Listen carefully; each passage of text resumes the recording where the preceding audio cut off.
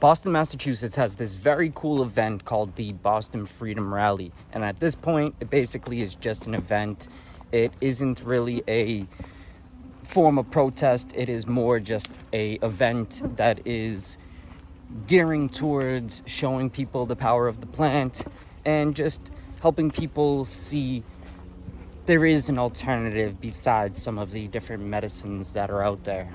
With that said, there is people that come from all across the world to this event, and a lot of people that come to it nowadays aren't fully aware of the purpose that it was started for. So I thought it would be perfect today to actually break it down and show the people exactly how this event started and why it's actually so special, because it is going to be hosted next month.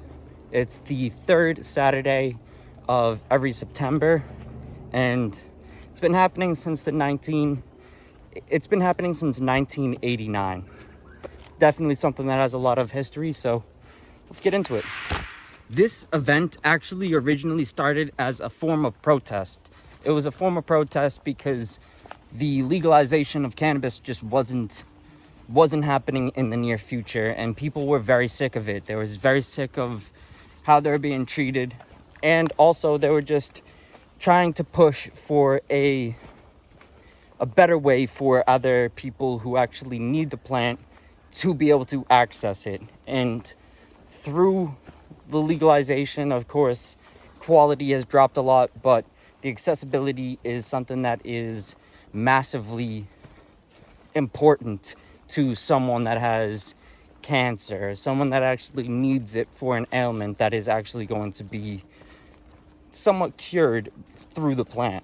Not cured, but a little bit easier to work with. So the overall legalization is something that came about way after this first protest. But the first protest played a huge piece in the whole puzzle of what we see today. So this first protest actually happened in North Adams. This is more of a suburban area of Boston, but it is still an area that has a pretty good population. It's an area that actually at the time in 1989 was somewhat open to this style of life, or this lifestyle of cannabis and stuff like that. They were definitely more open-minded than some of the other areas, and still it didn't necessarily go as well as they were maybe hoping.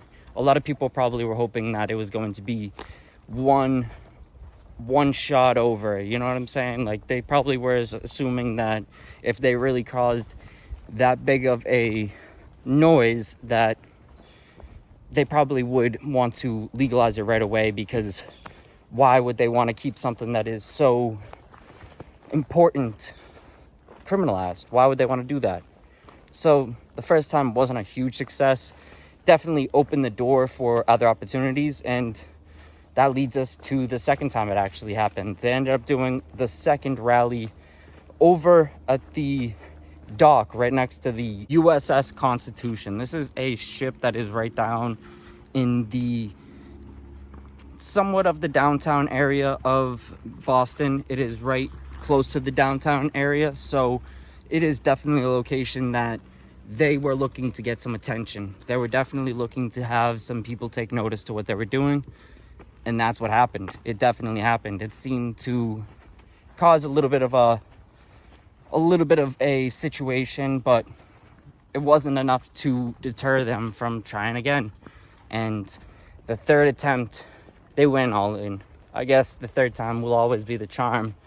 And what they did is they went right over to the State House in Boston, and they did it right on Beacon Street on the steps of the State House, which is obviously something that is going to cause a lot of people to actually probably get into trouble. But what actually came from it was that they were able to somewhat get approval to start having these events, to start having these sessions and start having these things play out, which if they didn't do it at the State House, probably would have never happened. Let's say it like that. I can almost say it for sure that it probably would have never happened, because if you don't cause enough noise, they're going to not take you fully serious. I guess we could say it like that. They had enough reason to take them serious and enough reason to say that it's probably best if we do legalize this in some sort of way. So that situation in 1992, when they did it at the State House, was a huge moment, which led to the fourth time they ever did it being at the Boston Commons.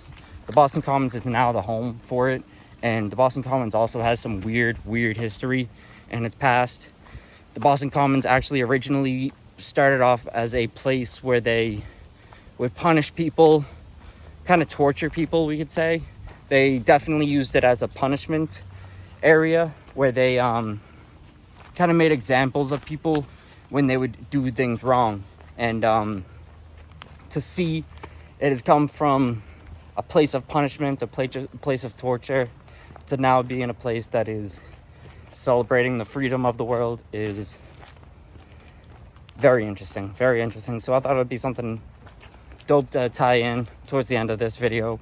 I want to show a few videos from last HempFest just so I can hype it up a little bit, but anyone that knows about HempFest knows it's a very fun time. So let's show the videos.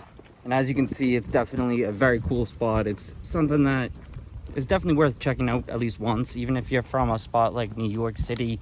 If you're from one of these places that aren't too far away, why not? You know what I mean? It's definitely worth the bus or train ride. It's definitely worth trying to come just to check out. You know what I mean? Not even just come check out, you can network, all sorts of stuff. So if you're in the cannabis field, don't miss it. It's gonna be, I believe, the 21st of September. It's gonna be the 3rd Saturday of September. So much love and respect to anyone who goes, and I will have a bunch more videos coming in the near future that are kind of similar to this one, but cannabis related ones definitely are going to be my focus for the most part. So much love and respect.